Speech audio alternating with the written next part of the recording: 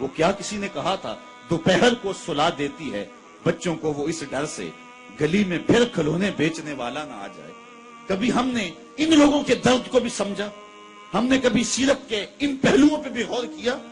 آج ہم اپنی بیٹی کی شادی کرتے ہیں تو اس کا جہیز چارپائیوں پہ بچھا دیتے ہیں،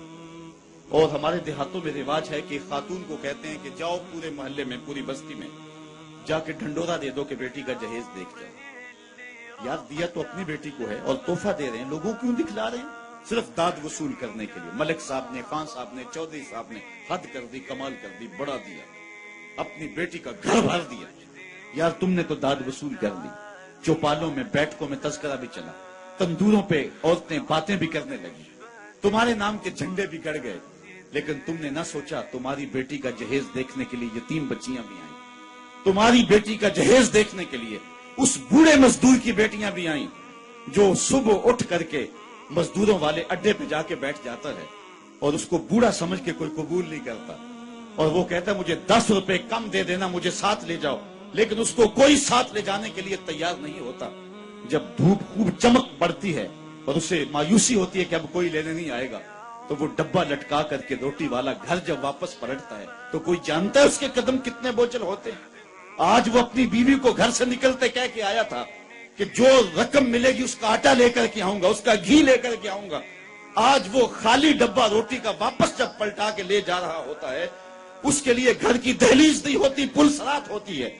اور اندر لوگوں کے کپڑے سی سی کے اور لوگوں کے گھروں کے برتن مانج مانج کے اپنے جہیز کی چیزیں بنانے والی بیٹیاں جب اپنے باپ کو یوں آج بھی خالی آتا ہوا دیکھتی ہیں تو جو کچوکے ان کے دل پہ لگتے ہیں اس کا مداوع کس کے پاس ہے؟ تم نے تو داد وصول کر لی، لیکن تمہاری بیٹی کا جہیز دیکھنے کے لیے اس مزدور کی بیٹیاں بھی گئی۔ تارا ٹوٹتا سب نے دیکھا، یہ نہ دیکھا ایک نے بھی، کس کی آنکھ سے آنسو ٹپکا، کس کا سہارا چھوٹ گیا۔ کاش کہ ان درد مندوں کا بھی ہم نے حال پوچھا ہوتا، اور ان دکھیوں کے رشتے ہوئے زخموں پر بھی ہم نے مرہم رکھی ہوتی، اور حضور کی سیرت کے پیغام کو ہم نے سمجھا ہوتا، اور ہم اپنی معاشرت اور اپنے ارد گرد کے ماحول کے اندر ان چیزوں کو، اپنے محلے اور اپنی گلی کے اندر ان چیزوں کو دیکھا ہوتا۔ صاحب رات کی تنہائی کے اندر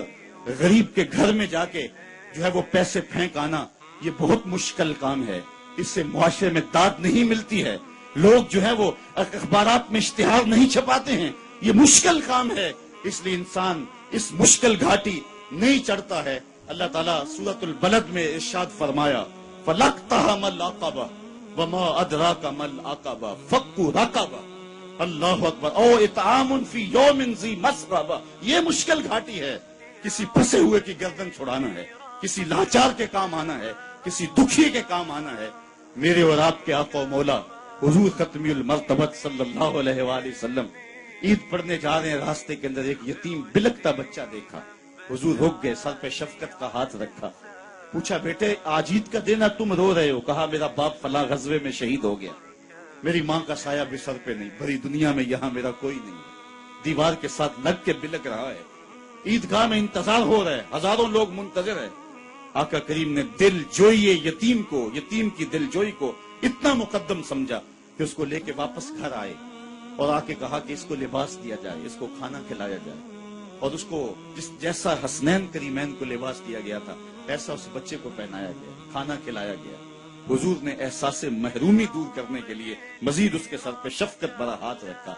اور مسکراتے ہوئے فرمایا کیا بیٹا تو اس بات کو پسند نہیں کرتا کہ محمد تیرا باپ لگے، عائشہ تیری ماں لگے اور فاطمہ تیری باجی لگے؟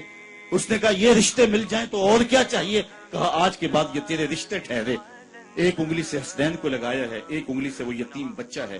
حضور عیدگاہ کی طرف بڑھ رہے ہیں، اور بھی بچے اپنے ماں باپ کے ساتھ جا رہے ہیں۔ یہ یتیم زبان حال سے کہتا ہے تھا تو یتیم، لیکن یتیمی کا مزہ آ گیا، مصطفیٰ کی انگلی تھام کے جا رہا۔ تو حضور علیہ السلام کی سیرت جب نسل نو کے سامنے رکھیں،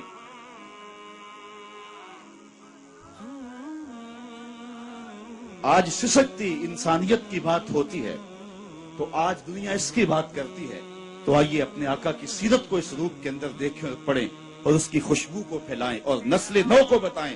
کہ آقا کریم علیہ الصلوۃ والسلام کس طرح دکھیوں کے درد بانٹنے والے تھے اور لاچاروں، یتیموں اور مسکینوں کے کس طرح کام آنے والے تھے۔ سمال الیتامى عصمۃ للارامل، بیواؤں کے آسرے تھے، اور غریب ہو کے یتیم ہو کے یتیم پرور تھے. یہ 9 سال کی عمر ہے حضور کی. اس وقت کہا جا رہا ہے حضور کے لیے سمال الیتامہ، یتیموں کا سہارا اور آسرا.